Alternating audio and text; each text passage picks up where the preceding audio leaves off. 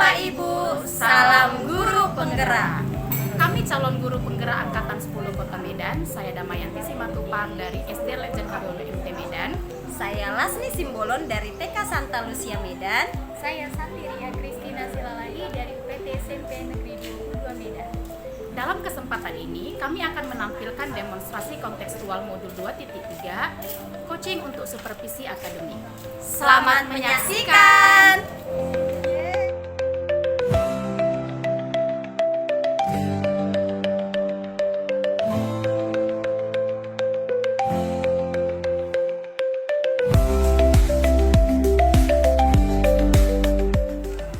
Selamat sore Bu Lasni. Selamat sore Bu. Sehat kabarnya ya? Oke.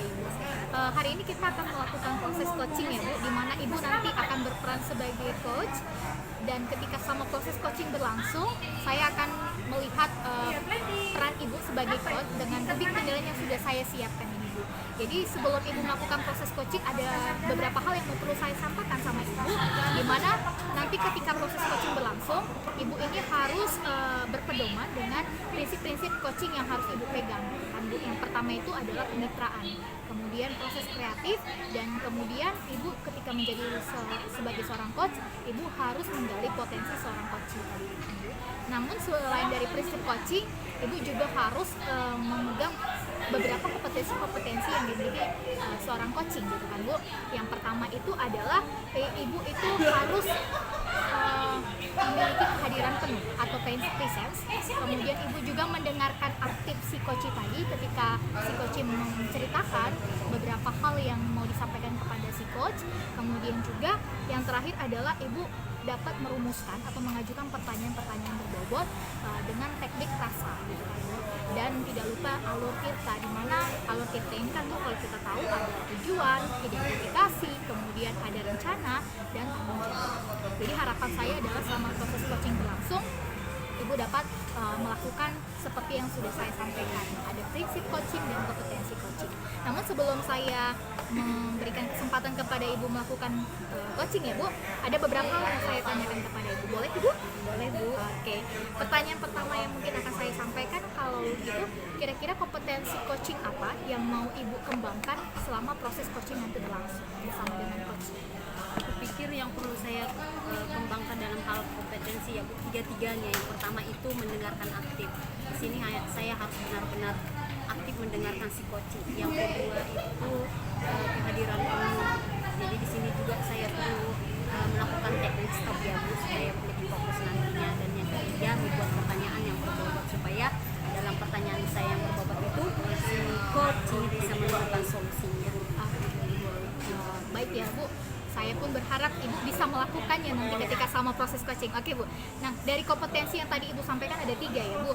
Nah kira-kira kompetensi mana yang lebih spesifik mau Ibu kembangkan selama proses coaching nanti berlangsung? Yang spesifik itu pertanyaan berbobot ya Bu ya, karena sepertinya itu intinya supaya berjalan percakapan itu dan pada akhirnya tertemukanlah solusinya gitu. Oke, mudah-mudahan seperti itu ya Bu, dan saya percaya pasti Ibu bisa melakukannya. Nah pertanyaan terakhir nih ya Bu, sebelum saya kasih kesempatan bagi Ibu untuk melakukan proses coaching, perihal indikator dari pencapaian yang akan Ibu lakukan sama proses coaching, kira-kira tolak ukurnya bagaimana terkait indikator pencapaian yang ingin Ibu tuju selama proses coaching nanti berlangsung? Untuk indikatornya ya, pada akhirnya si coach tadi bisa menemukan solusi dari pertanyaan berbobot yang saya sampaikan, dan pada akhirnya juga si coach bisa melakukan rencana atau tindak lanjut dari solusi yang sudah dipikirkan begitu.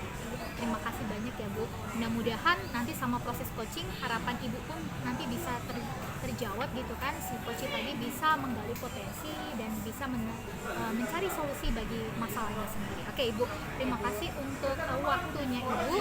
Saya akan kasih kesempatan bagi Ibu untuk melakukan proses coaching. Semangat Bu Lasni. Semangat Usan. Halo Bu Damai. Halo Bu Lasni. Kemarin saya ditelepon, ada mau diceritakannya. Iya benar sekali Bu. Ini nggak sibuk Bu ya? Bu, lagi kosong kerjaan. Kira-kira apa itu Bu? Gini Bu, akhir-akhir ini kan saya merasa kayaknya anak-anak kelas 11 IPS itu mereka tuh kayaknya kurang antusias belajar.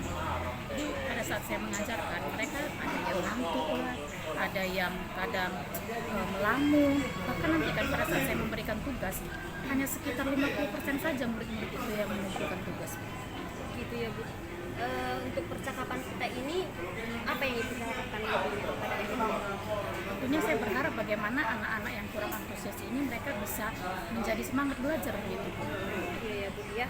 Kira-kira Bu, untuk skala perbandingannya lah, kalau dilihat dari rentang 1 sampai 10, bagaimana kira-kira untuk proses pembelajaran?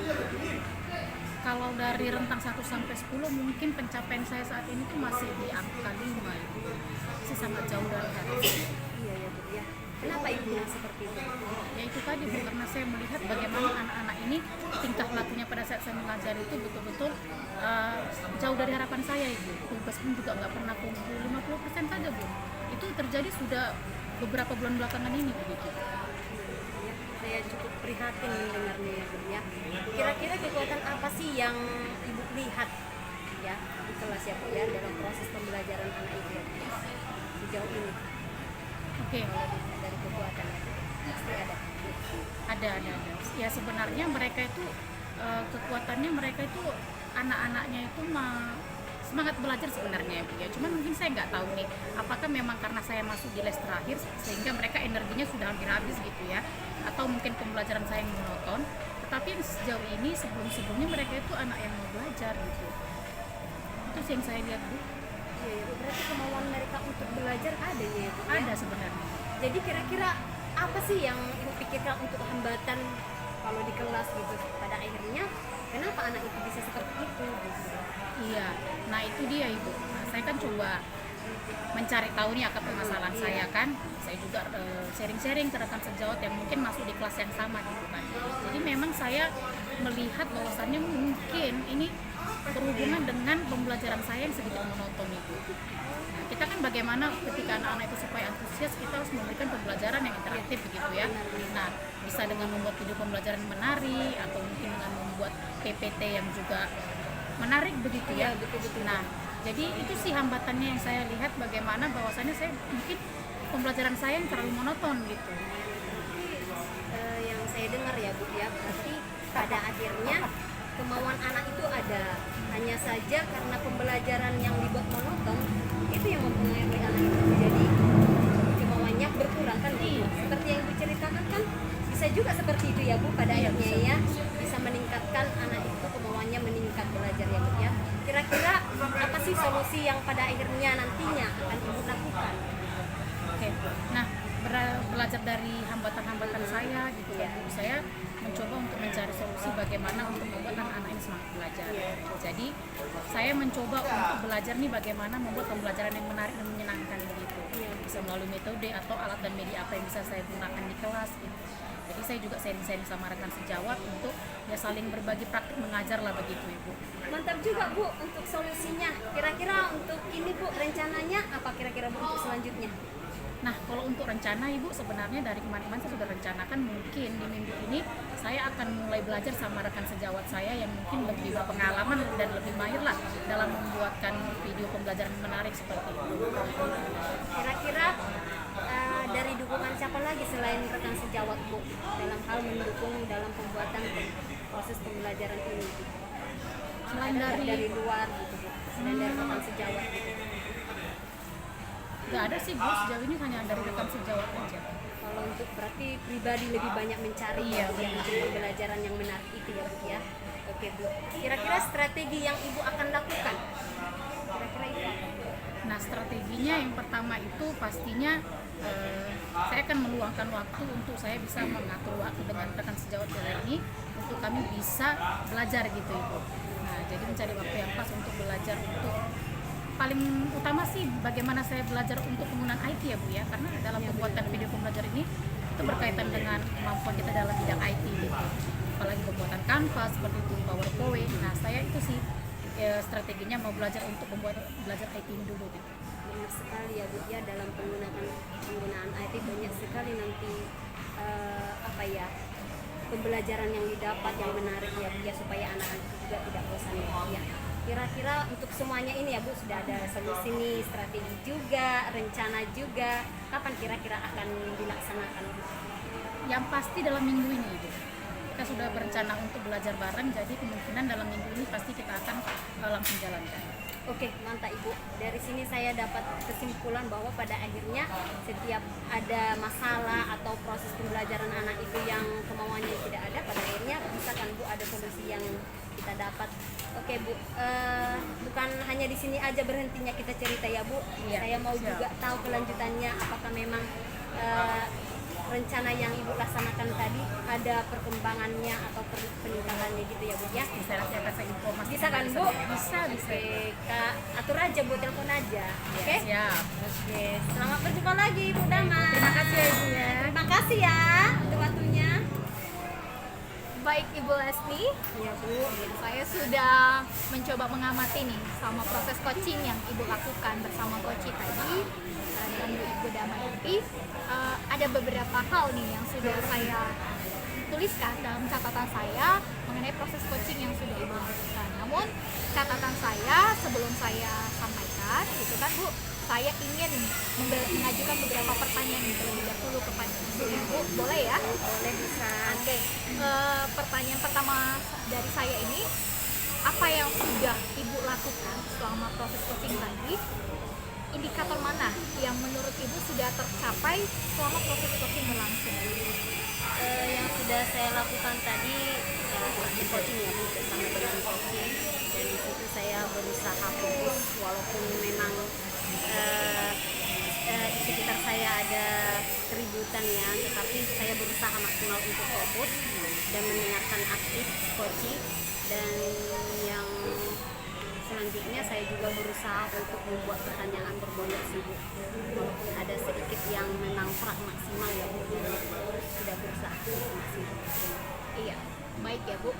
Saya pun ketika saya mencatatnya di dalam rubrik penilaian saya selama proses coaching yang sudah berlangsung antara Ibu dengan coach, benar yang tadi Ibu sampaikan bahwasanya indikator yang sudah Ibu kembangkan sama proses coaching adalah Ibu sudah mencoba nih melakukan pertanyaan berbobot. Namun di catatan saya melihat selain dari pertanyaan berbobot, Ibu juga sudah membuat diri dengan kehadiran penuh. Jadi Ibu memfokuskan diri selama si coach tadi menceritakan masalahnya. Kemudian juga tadi Ibu sudah mendengarkan dengan baik sehingga pertanyaan berbobot tadi bisa Ibu rumuskan gitu kan. Jadi memang di catatan saya juga sudah cukup baik yang proses coaching sudah Ibu lakukan gitu kan Bu. Lanjut ya Bu, boleh pertanyaan terakhir mungkin dari saya untuk supervisi ini. Dari kompetensi yang tadi sudah Ibu sampaikan selama proses coaching sudah berlangsung, kompetensi apa yang menurut Ibu perlu Ibu kembangkan lebih lagi untuk melakukan coaching ke depannya? Untuk kompetensi yang perlu dikembangkan itu yang pertama itu kehadiran penuh ya Bu ya.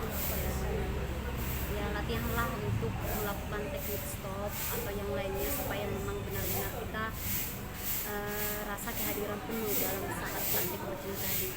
Dan yang kedua ya banyak mungkin praktik atau latihan secara langsung melakukan coaching kepada rekan sejawat supaya terbiasa gitu ya Bu ya, supaya memang kita mendapatkan juga atau kita berusaha membuat pertanyaan yang berbobot itu sih Bu yang perlu dikembangkan nantinya. Saya setuju dengan yang Ibu sampaikan ya Bu. Semoga kompetensi yang tadi Ibu harapkan dan ingin Ibu kembangkan ke depannya itu bisa menjadi modal bagi Ibu ya untuk melakukan proses coaching yang lebih baik lagi. Karena saya percaya nih sama Ibu Lasni bahwasanya Ibu masih memiliki kompetensi-kompetensi yang banyak untuk Ibu bisa kembangkan dan bisa Ibu bagikan nih bersama dengan rekan-rekan lainnya. Terima kasih banyak Bu Lasni untuk waktu dan kesempatannya. Semoga yang Ibu harapkan menjadi harapan saya untuk bisa menjadi lebih baik lagi.